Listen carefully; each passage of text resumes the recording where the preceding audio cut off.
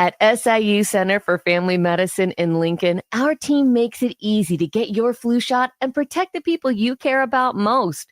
Book your appointment now by clicking the SIU Family Medicine icon at DeWittDailyNews.com. DeWittDailyNews.com is the area's leading local news source 24 hours a day, 7 days a week. Get the latest local news, obituaries, police blotter, weather forecast, and more with no paywall. Head to DeWittDailyNews.com to get the local information you need to know. From the Heart Media Group newsroom and DeWittDailyNews.com, I'm Ben Hubbard with this expanded morning newscast.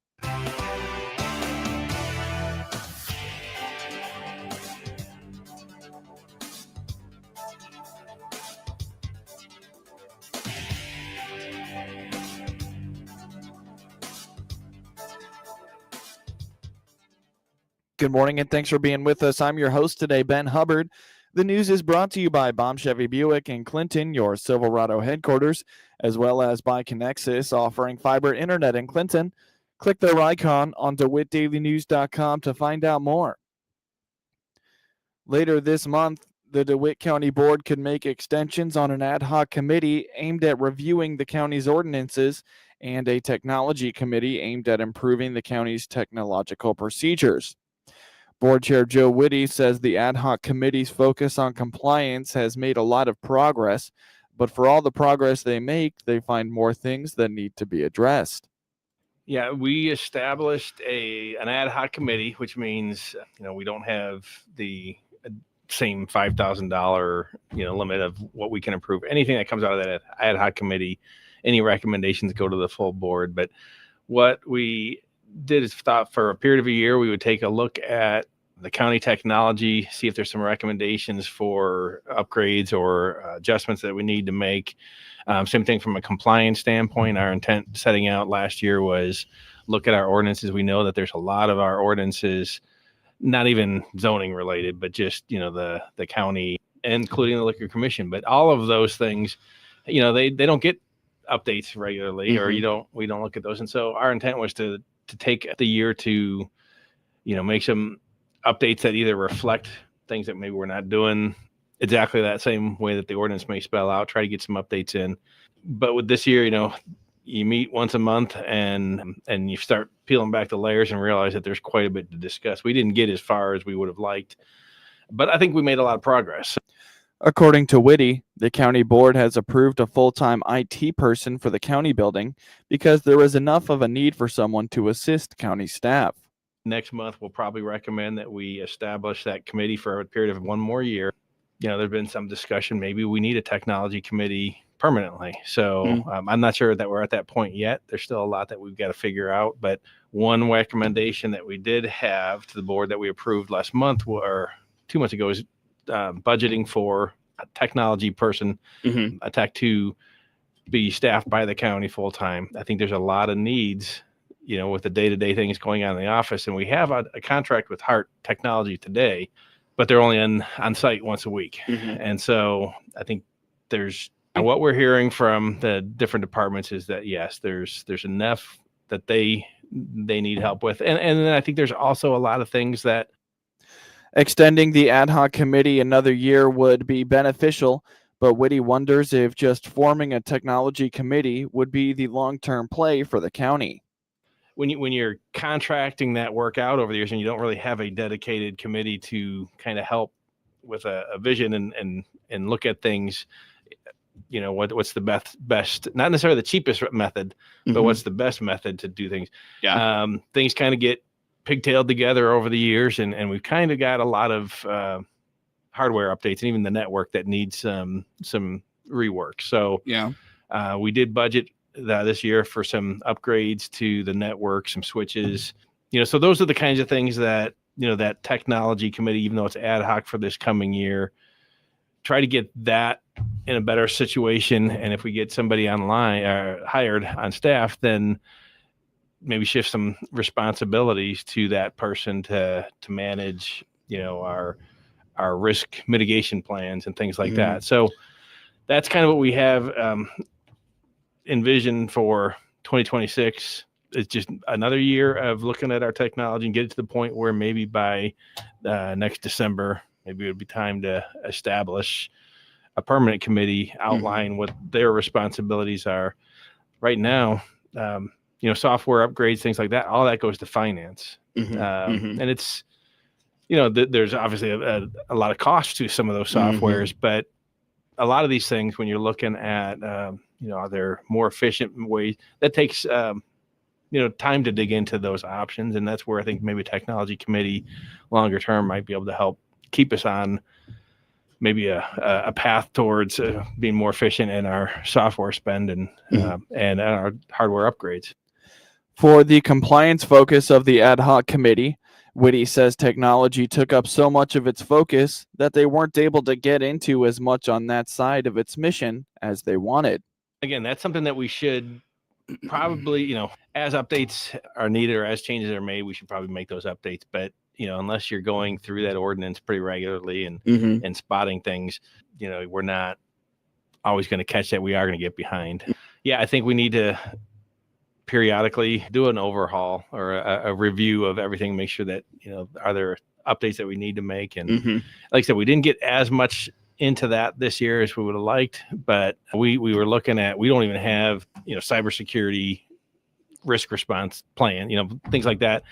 Nothing that's clearly defined where responsibilities fall. So we had to focus on that this year and maybe we'll spend a little bit more time in compliance in the coming year. But, sure. But yeah, that's can probably be next month as we will extend that for a year if the board approves. Very good.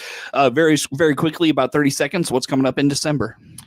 Well, December, hopefully we're going to start the process of hiring that technology person. I will get the budget approved this coming Monday. I think one thing that we did talk about a month or two ago was the animal control and the intergovernment agreements with the municipalities. Getting closer on that? Yeah, we need to make some progress on that, especially with Farmer City. Theirs is set to expire in December, but we want to support them however we can. So. Sure. The DeWitt County Board could extend the ad hoc committee another year later this month. Coming up shortly on this expanded newscast, University of Illinois Extension reminds of Hunters Feed Illinois program. School report card data was released in recent months from the Illinois State Board of Education, and superintendents from around the state are seeing how their districts did. Cerro School Superintendent Dr. Emily Widener explains that the elementary school and the junior high and high school, which are graded as one building, both received the Commendable rating. She notes both buildings narrowly missed the mark of exemplary. I'm always excited to talk about this. Cerro Gordo has performed well each year, and so it's something that I'm really proud of. I'm proud of our students, our teachers, our administration, and our families being so supportive. There's a lot that goes into our success as a school district. As you know, there's different summative designations. We're all shooting for exemplary, and that is the designation that the top 10% of schools get each year. Just below that is commendable, which is a huge category. That's 90% all the way down to 6%. And we're a little bit unique. We have our elementary school, but our junior high and our high school are lumped into one school. So we get two summative designations. This year, both of our schools were commendable, and we were in the very tip top of that commendable, just teetering on exemplary. So our junior high school improved their overall score this year by 9 points, which is huge, and only missed exemplary by 4 points. Our elementary school also improved, and they scored 80.51 and needed 81.99 to meet that exemplary. So we're just on the edge of that. So we do very well. While the district does well when it comes to school report card data, Dr. Widener and other district administration members take the information very seriously. She boasts their 100% graduation rate from last school year, a heavily weighted category that they made intentional improvement on. We do look at our data and take it very seriously. As you probably know, the way that it's calculated is a little bit different for elementary than the junior high school. Elementary is more about student growth, and junior high school is weighted mostly for us, it's mostly the graduation rate. Mhm. So typically a junior high wouldn't have that included, but ours does. We're very, very proud of our graduation rate this year. We were at 100%. Mhm. That was something that we targeted. With our graduation rate, that's something that's obviously very important to us, but also, as I've talked on here about before, as a small school, we want to make sure that our kids have a lot of opportunities that, their peers in larger schools have. So we also have a really strong partnership with Richland Community College in Decatur, and we send students to their Richland Transfer Academy and their Heartland Tech Academy. The school district helps students with tuition there so that our kids get the opportunity to take college classes, to get technical career training as well. So we did have 3 seniors last year graduate with their high school diploma and their associate's degree. It's a huge time saver, a huge money saver for them. And we just want to make sure our kids have that opportunity. So we're trying not only to make sure that all our kids graduate high school, but that they're set up very well to move on to college or to move straight into a career. Chronic absenteeism is an issue that is not specific to local districts or even the state of Illinois. Dr. Widener adds that this has also been a targeted area of improvement for her district. And we've also been targeting chronic absenteeism for the last few years because that is 20% of the ranking for elementary school and it's 10% for junior high school. So that's a pretty big chunk for both. It's not always something that we have a ton of control over as a school. That more falls on the parents, but we have put some things in place to target that. First of all, communicating with families, just kind of highlighting that the importance of attendance. We also have added a student impact liaison with the ROE who helps students who are struggling in a variety of areas, but that includes attendance. We have partnered with the ROE again to have a truancy officer, Chad Ramey, comes out and works with our families and does a fantastic job. And then we also have implemented some positive rewards. Our elementary school does a perfect attendance award where the principal brings around a cart and hands out goodies and the kids get excited about that. Our junior high school has a standout student report where kids are rewarded for attendance and a variety of other things. So we've tried to kind of hit that from all angles and we've seen some success with that. Dr. Widener shares a similar opinion to other superintendents on how the Illinois State Board of Education grades districts. She says that it is only a snapshot and does not totally encompass how a district is supporting its students. Well, I was a social studies teacher and it's not even tested, so I know it's missing things. But yes, there is so much more that we teach and that we do and that's important to us than is reflected on these tests. So, we have students who have all kinds of strengths and talents that don't necessarily show up here. So we appreciate the accountability part of it. I think it is important that we have this data and that, it's public and it's something that we strive to achieve. But we also know that it's kind of based on a snapshot, a moment in time, and it doesn't show all of our kids' talents and strengths and skills. What I really value in terms of assessment is what we do throughout the year here locally. Mm-hmm. We test our kids using STAR and IXL frequently throughout the year, and that gives us immediate and ongoing feedback that we can be responsive to immediately. Again, we're fortunate because we're small. We have small class sizes. And our teachers know our students very well. So we can, kind of assess deficit areas in terms of skills, and we can address those things pretty quickly. So I think it is valuable. I think it changes often and it's hard to kind of hit a moving target. But I do think what we do here locally is more valuable to us. We'll have more with Dr. Widener in the days ahead from the Hart Media Group on utilizing e-learning days this snowy winter season. Learn more about Cerro Gordo schools by visiting cgbroncos.org, or you can find them on Facebook. You're listening to the WHOW Morning Show. Let's take a quick break with a word from our sponsors. Closeout time is here for a new Chevrolet. This is Scott Baum from Baum Chevrolet Buick in Clinton and Farmer City. Yes, we have a good selection of 25 Silverados remaining in regular and crew cab models with gas or diesel engines. Some with utility beds and dual roof wheels. Also see our remaining Colorados, Trailblazers, even our full-size Suburban and Tahoes, all priced to move out. See our 25 inventory today at bombchevybuick.com, right from the start. Experience the power of better connection with Connexus Fiber Internet. Connexus delivers ultra-fast, reliable speeds to keep you connected at the speed of life. Whether you're working from home, streaming your favorite shows, or gaming with your friends, Connexus has you covered. Say goodbye to buffering and dropped calls and say hello to fiber fast internet. Ready to upgrade your connection? Sign up today by clicking the Connexus icon at DeWittDailyNews.com. Nothing connects us like Connexus. News time is 24 minutes after the top of the hour. You're listening to the WHOW Morning Show.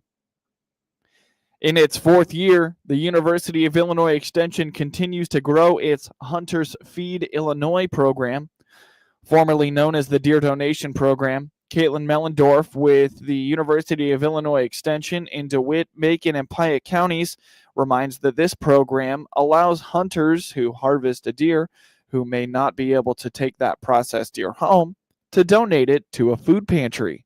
Started in 2022 hunting season, so we are on year number 4 now. So we started as the Illinois Deer Donation Program, and then last year we switched language to be Hunters Feeding Illinois.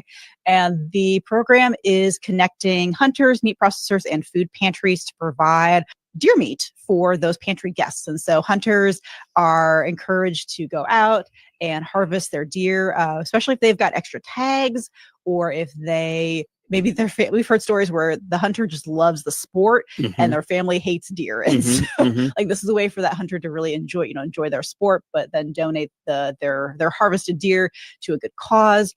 Our meat processors we've expanded around the state. So we've got sites partnering meat processors now that will accept harvested deer here in central Illinois, down in southern Illinois. And then we've got a couple of like random counties, kind of the north and west territories of Illinois. The reception to this program has been outstanding, particularly for those food pantries that receive the meat. Mellendorf explains that the extension has been promoting all the things you can do with deer meat. Yeah, so I guess the other side of this is the reception of food pantries. I know this was something that we were curious about. Are there going to be people in the community that are going to be accepting of deer meat? It's not going to the grocery store, where a lot of us are used to, beef, chicken, and pork here in the Midwest. So, what's the reception going to be like? And we've had amazing reception. A lot of pantries are telling us that, that's like one of the first things that goes. I mean, really any fresh or frozen meat that comes through the pantry is going to be a really popular item. But we've had a lot of really positive feedback from pantries that said that this is very well received in our pantry. It's one of the, few times a year that we've got fresh or frozen meat like this. And so it goes really well. And then we've got all the additional resources to help folks. If, venison is not part of their normal food, we've got recipes and resources to help folks kind of think through, okay, I'm here at a food pantry. I've got this frozen venison, but also maybe the taco soup recipe that we have is one of our most popular. And so it uses all these regular, pantry items. It's using cans of tomatoes and cans of corn and cans of beans, cans of broth. So it's a really great recipe for just kind of throw it all in a pot and you've got soup. With the second firearm season about to open this weekend, Mellendorf is reminding hunters who may be interested in making a donation to connect with their processing center to make sure they can handle the additional deer. Hunters, it's free to donate, so they can take their harvested deer to a partnering processor. Especially this time of year, we really recommend calling if you think you're going to take your deer to a processor to donate, call them ahead of time and just double check that they've got space, because they're definitely starting to fill up. And so sometimes processors will close for a week or so to just process all the deer that they've gotten, and then they'll reopen back up. And then the processors will turn that into ground meat, package it in 1 and 2 pound packages, freeze it, and then we have partnering pantries, food pantries in the area that will come pick that up and distribute that to their guests. And so if anyone has never worked with ground venison before, it's very similar to ground beef. So any recipes that you normally make with ground beef, so whether that's spaghetti or tacos or like soup, it's a great way to use that venison meat. For more information, visit extension.illinois.edu/food/hunters-feeding-Illinois. Illinois Farm Bureau continues to be a great resource for local government. Brenda Matherly is the organization's director of local government programs. She attended last month's Illinois Association of County Officials Fall Conference. We're very diverse across the state, not only in the issues that we deal with at the local level, but in just the structure of local government. In this case, we're talking about county government. So just the structure of county government across the state is different. And I don't think that county officials often think or always think that their county farm bureau is a resource for them, and they absolutely are. So it's a really good opportunity to promote. We actually like to say, your county farm bureau is there for you as an elected or an appointed official. And I say maybe we need to continue raising that awareness. I'm also happy to report that we have over 50 counties now across the state that have passed a pro-agriculture resolution. So their county farm bureau went to the county board and encouraged that they support agriculture and the ag practices within the county. And once they pass that pro-ag resolution, they then become an ally in agriculture. To learn more about the Allies in Agriculture program, visit ilfb.org. Under the IFB in Action tab, click on Allies in Agriculture. Get news anytime from DeWittDailyNews.com.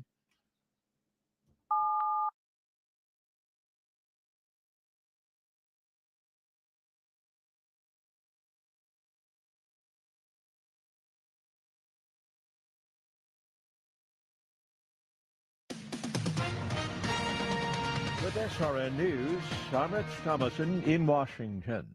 Committed to enforcing federal immigration law, the Trump administration's reportedly launched a roundup focusing on illegal Somali immigrants in the Minneapolis-St. Paul area. It comes amid a massive Medicaid fraud scandal in Minnesota, along with rampant gang activity. All of this prompting President Trump to declare Somalis not welcome in the U.S. The president has officially terminated all pardons or communications signed by the infamous auto pen during President Biden's time in office. In Tennessee, Republican Matt Van Epps has won the special election for a U.S. House seat. It was a close race with Democrat Afton Bain. From the Hart Media Group Sports Desk, IL Sports Wire, and DeWittDailyNews.com, I'm Ben Hubbard with this local sports report. In a game heard on WEZC and online at DeWittDailyNews.com, Matthias Rudolph recorded his second consecutive double-double to lead Monticello over Riverton 53-42 in non-conference high school boys basketball action Tuesday in Riverton. Rudolph scored the first 5 points for the Sages, who jumped out to a quick 5-2 lead. Riverton would rally back and go up 11-8 with 5 minutes and 44 left in the first quarter, but Monticello closed the frame on a 17-7 run, highlighted by another Rudolph three-pointer, a layup, and 2 free throws. The junior scored 12 of his game-high 20 points in the first quarter and finished with 12 rebounds. He was the State Bank of Bement player of the game. Aiden McCool added 14 points and grabbed 7 rebounds for the Sages. Riverton was led by Julian Rice's 16 points. Monticello out-rebounded Riverton 35-23, and despite shooting 42.5% from the floor, they held the Hawks to 38.3% shooting. The Sages went 12 of 16 at the foul line to Riverton's 4 of 5. The Hawks also finished 2 of 13 from 3. Riverton is 2-1 on the season. Monticello improves to 2-0. They will host Williamsville for their home opener on Friday at 7 p.m. Hear the action on 95.9 FM WEZC and online at DeWittDailyNews.com. The Argenta-Oreana Bombers fell in a blowout loss to the LeRoy Panthers by a final score of 75-36 in non-conference high school boys basketball action on Tuesday night in LeRoy. The Bombers only trailed by 20-14 after the first quarter, but failed to score in double digits for each of the following 3 quarters as the Panthers racked up points. LeRoy drew the lead out to 65-30 heading into the final 8 minutes. The Bombers were led by Jackson Finch and Isaiah Parks, who both scored 11 points, including a made 3-pointer for each. Justin Flowers had 5 points. LeRoy was led by Bryson Umstadt and Brandon Bryant, each scoring 12 points and making 2 from beyond the arc. Sam Edmondson led all scorers with 22 points. With the loss, Argenta-Oreana falls to 1-4, while LeRoy improves to 5-0. AO hosts Warrensburg-Latham on Friday at 7:30 p.m. Demarion Burch led Bradley with 23 points, and Ahmet Janovic sealed the victory with a dunk with 21 seconds remaining as the Braves defeated Washington State 64-60 on Tuesday. Burch shot 8 of 16 from the field, including 3 for 7 from three-point range, and went 4 for 7 from the line for the Braves. Montana Wheeler scored 15 points, and Jaquan Johnson added 10. Ace Glass led the Cougars in scoring, finishing with 15 points. Ameli Yalaho added 10 points and 11 rebounds for Washington State. Thomas Therasterson finished with 10 points and 6 rebounds. Burch scored 12 points in the first half, and Bradley went into the break trailing 29-28. Burch scored a team-high 11 points for Bradley in the second half. Bradley outscored Washington State by 5 points over the final half. Illinois State hosts Eastern Kentucky after Pence scored 20 points in Illinois State's 72-65 win against the Furman Paladins. The Redbirds have gone 3-0 at home. Illinois State is second in the MVC in rebounding, averaging 36.3 rebounds.